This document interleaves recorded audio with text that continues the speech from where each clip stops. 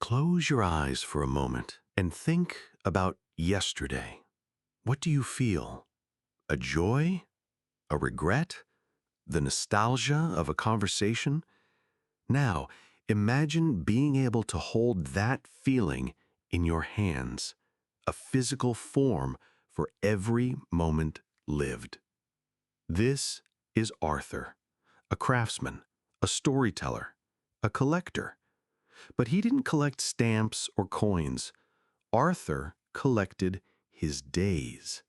For him, every experience, every emotion was too precious to be lost on the winds of time.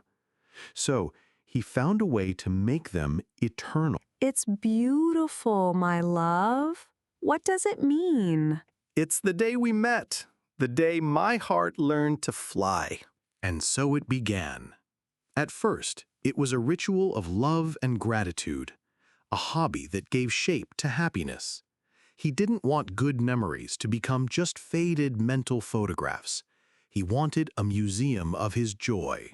But life, as we know, isn't only made of sunny days. And Arthur believed that bad memories shouldn't be forgotten either. They were lessons, scars that reminded us not to make the same mistakes.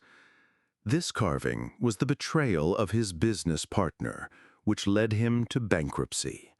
He placed it on the shelf, but separate from the others. The idea was noble, to externalize the pain so as not to keep it in his heart.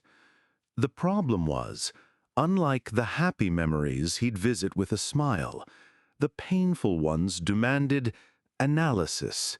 He would spend hours looking at the broken gear, reliving the anger. He would hold the withered flower and feel the same helplessness from years ago. He wasn't learning from them. He was chaining himself to them. Dad, dinner's ready. Are you coming? Of course, dear. Just a minute. I was just remembering. Dad, you spend more time in here than with us. It's like you prefer the company of these things over ours. There's no more room to work in here. There's no room to breathe.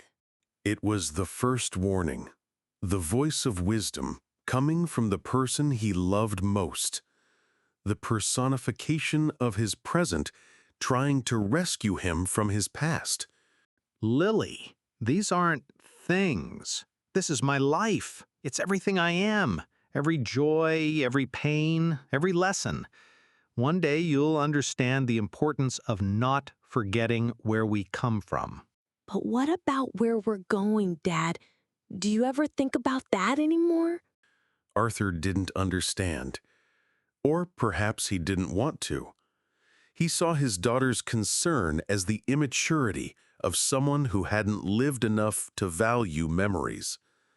He turned back to his shelves, and the weight of yesterday grew a little heavier. And with that dismissal, a chasm opened. It did not happen all at once, but slowly, like a crack spreading through stone. The years that followed were marked by a quiet routine of coexistence. For Arthur, each day was a deeper journey into yesterday.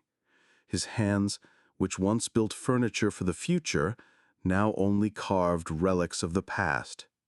His world shrank until it was only as large as the four walls of that room, a dusty kingdom where he was the sole, lonely monarch.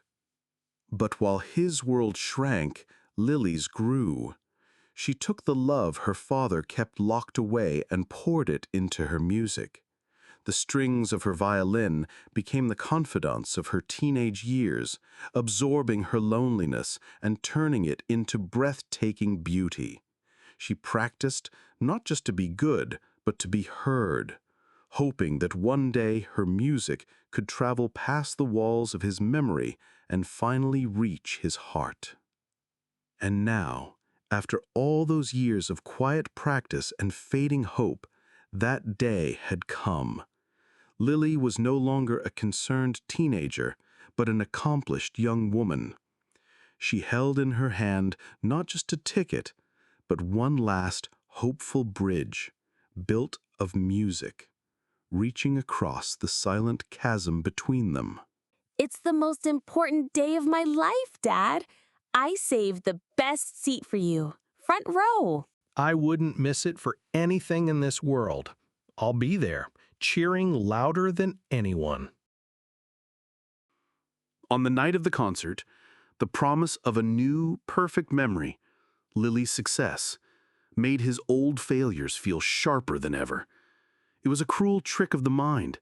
To feel worthy of the new joy, he felt he had to first revisit his greatest pain, the betrayal represented by the broken gear. He told himself it would only be for a moment. He just wanted to take a look. 1 minute, he thought, just to remember the strength he had to overcome it. Arthur suddenly wakes up from his trance. He looks at the clock on the wall. 2 hours have passed. His eyes widen in panic. He sees the untouched ticket on the workbench. And then he understood. In that instant, the weight of all those wooden pieces crushed him. Not physically, but in a much worse way. By holding on with all his might to the memories of what he had lost, he had just lost the most important memory he could have ever made. He wasn't crushed by stones. He was crushed by a moment that would never come back. The next day, Arthur arrives home late at night. Lily is sitting in the living room, her violin beside her. She isn't angry, just deeply sad. Lily, I played for you, Dad, even though you weren't there.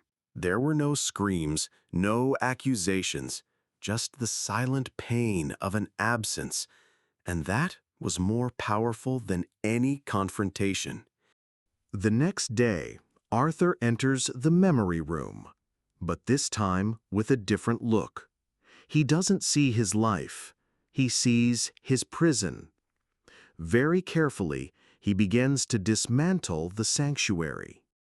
He didn't throw anything away.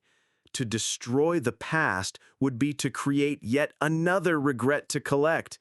Instead, he made peace with it. for my favorite memory, the one that's yet to come.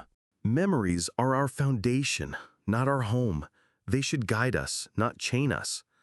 Arthur's story is a reminder that carrying our entire past on our backs, whether good or bad, stops us from taking the next step.